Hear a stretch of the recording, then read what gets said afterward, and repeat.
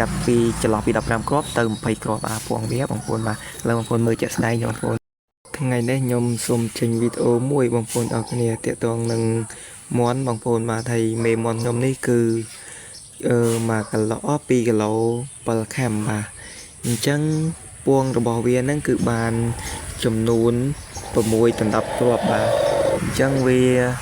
ពងអត់ទាន់អស់ទេបងប្អូនបាទចាប់ពីចន្លោះពី15គ្រាប់ទៅ20គ្រាប់បាទពងវាបងប្អូនបាទលើបងប្អូនមើលជាក់ស្ដែងបងប្អូនរាប់ទៅពី4 6 8 10 12 14 16គ្រាប់ណាបងប្អូនអរគ្នាបាទហើយនេះវាកំពុងតែឡើងពងទេវាមិនទាន់ក្រាបទេបងប្អូនយើងហ្នឹងហើយទាក់ទងជាមួយនឹងការចិញ្ចឹមមាន់បងប្អូនអរគ្នាចឹងបងប្អូនរើសពូជមាន់ដែលធំគឺមាន់ហ្នឹងគឺវាពងច្រើនតែម្ដងបងប្អូនយើងបាទសម្រាប់ពូជមាន់របស់ខ្ញុំនេះពងចន្លោះពី15ទៅ20គ្រាប់ណាបងប្អូនអរគ្នាបាទអញ្ចឹងការញាស់របស់វាហ្នឹងគឺញាស់ល្អមែនទែនបងប្អូនអរគ្នាបាទអញ្ចឹងការញាស់របស់វាញាស់ល្អមកពីឈ្មោលរបស់យើងដែរបងប្អូនអរគ្នាបាទអញ្ចឹងសម្រាប់មេមាន់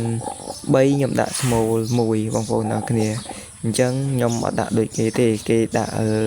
ប្រយមាន់ខ្ញុំវាពងច្រើនអញ្ចឹងគេដាក់មេ5ឈ្មោះ1តែមាន់ខ្ញុំវាពងច្រើនបាទអញ្ចឹងយើងអត់អាចដាក់ដូចគេបានទេអញ្ចឹងយើងដាក់តែមេ3ឈ្មោះ1បានហើយដើម្បីឲ្យវាញាស់ល្អ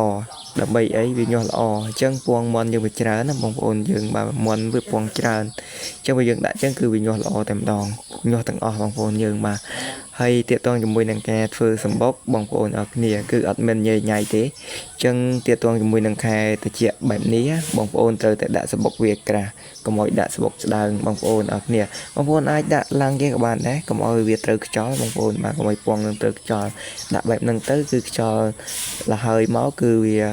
អត់អាចត្រូវពងហ្នឹងវាធ្វើឲ្យពងយើងត្រជាក់ខូចបានទេបាទអញ្ចឹងវាបន្តកដៅឲ្យមន់រហូតបាទអញ្ចឹងបងប្អូនត្រាច្បុកត្រាវាឲ្យក្រាស់បន្តិចទៅបងប្អូនបាននៅខែត្រជាក់បាទបើសិនជាខែក្តៅបងប្អូនយើងធ្វើសម្បុកឲ្យខ្ពស់មកបាទឲ្យខ្ពស់ពីដីចំនួន1ម៉ែត្រអីទៅបងប្អូនយើងហើយបងប្អូនដាក់សម្បុកវាកុំដាក់ក្រាស់បាទនៅខែក្តៅអញ្ចឹងបងប្អូនដាក់ស្ដើងទៅបងប្អូនយើងបាទហើយនៅខែក្តៅខ្លាំងអញ្ចឹងបងប្អូនមានទឹកយកទឹកនឹងដាក់ក្រោមសម្បុកមាន់ណាបងប្អូនបាទដើម្បីឲ្យទឹកនឹងជះចំហាយត្រជាក់ទៅដល់មាន់យើងកុំឲ្យក្តៅពេកកាលណាតែពងមាន់យើងត្រូវក្តៅគឺវាអាចនឹងគេហៅថាវាអាចនឹងខាសបាទពងមាន់យើងអាចខាសគឺវាអាចញាស់អស់ឯងបងប្អូនយើងបាទអញ្ចឹងបងប្អូនខែត្រជាក់បងប្អូនធ្វើបែបហ្នឹងមកបងប្អូនបាទហើយមាន់គឺវាញាស់ល្អបងប្អូនបាទមាន់ខ្ញុំពងចាប់ពី15គ្រាប់ទៅ20គ្រាប់បងប្អូនយើងបាទគឺញាស់ទាំងអស់ដោយសារអីដោយសារឈ្មោល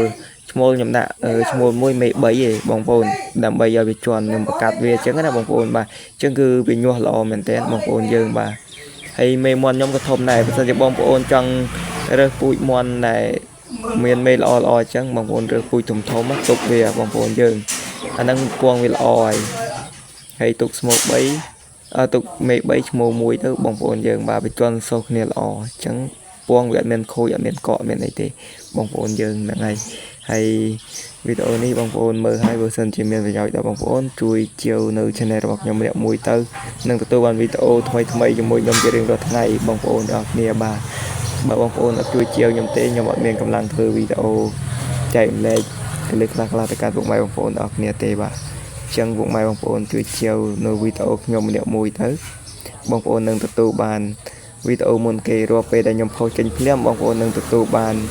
វីដេអូមុនគេភ្លាមតែម្ដងបាទអញ្ចឹងវីដេអូហ្នឹងមានតែប៉ុណ្្នឹងទេបងប្អូនបាទជម្រាបលាបងប្អូនអរគ្នា